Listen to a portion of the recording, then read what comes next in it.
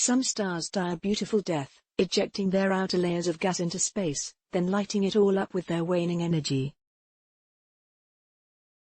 When that happens, we get a nebula. Astronomers working with the Gemini Observatory just shared a new image of one of these spectacular objects.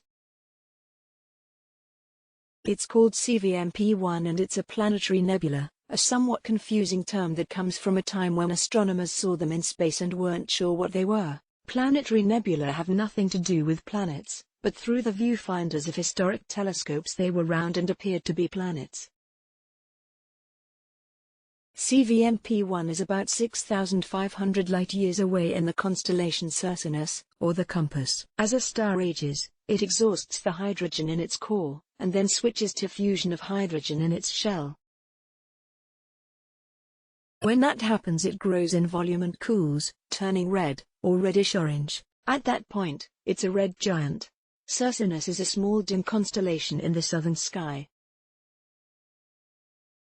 By Yao and Sky and Telescope magazine, Roger Sinnott and Rick Feinberg, -1, cc by 3.0, https://commons.wikimedia.org/w/index.php, Curid equals 1540635 depending on the initial mass of the star. It can through several fusion phases, and in some cases it sheds its outer material like CVMP-1's progenitor star did. In that case, only the core of the star remains, to light up all of the ejected material as a planetary nebula.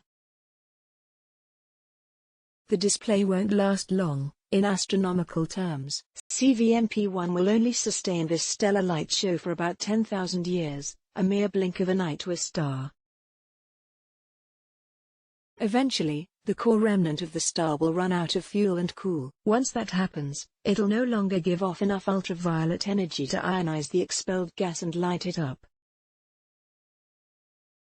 As the star cools, and as the expelled outer shell of the star travels further and further away, the display comes to an end. CVMP-1 has a peculiar hourglass shape that earned the nebula its nickname, the Hourglass Nebula.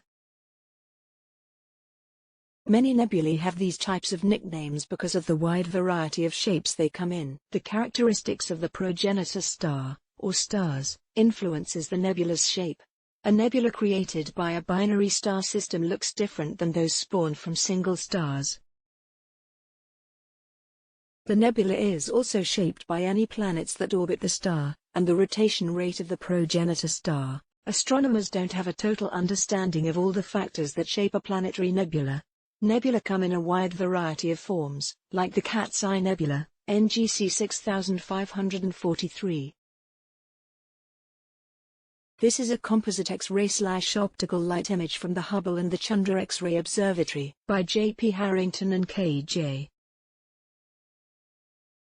Borkowski, University of Maryland, and NASA, HST's Greatest Hits, Public Domain, https://commons.wikimedia.org/w/index.php, Curid equals 36064. Though visually stunning, the Hourglass Nebula is of interest to astronomers for other reasons. Astronomers who study the nebula say that the gases in the hourglass shape are highly enriched in helium and nitrogen.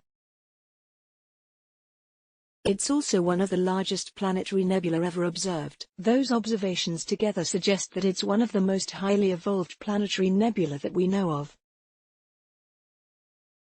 That's giving astronomers an opportunity to study the later stages in the lives of planetary nebula. Astronomers have studied the progenitor star in the center of this light show and they say that it has a core temperature of at least 130,000 degrees Celsius, 230,000 degrees Fahrenheit. For comparison, our Sun's core temperature is near 15 million degrees Celsius, 27 million degrees Fahrenheit.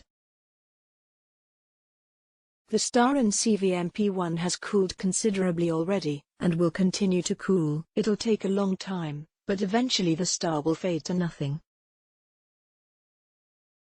After it cools sufficiently, the star at the center of this display will become a white dwarf, just a pale remnant of the star that once lit up its surroundings. That usually takes about 10,000 years, and when that much time has passed, there'll only be a tiny white dot left.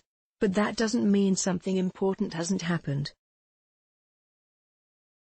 Along with being beautiful, planetary nebulae play an important role in the cosmos. As the star at the center evolves, it synthesizes heavier elements, heavier than the hydrogen and helium that it formed out of.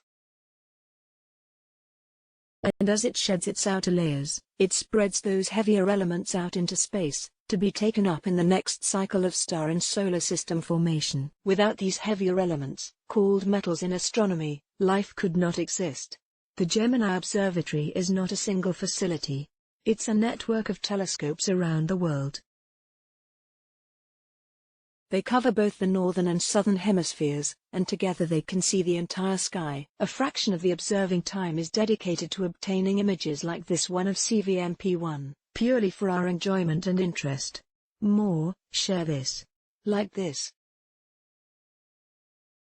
Like loading. Let's block ads. Why?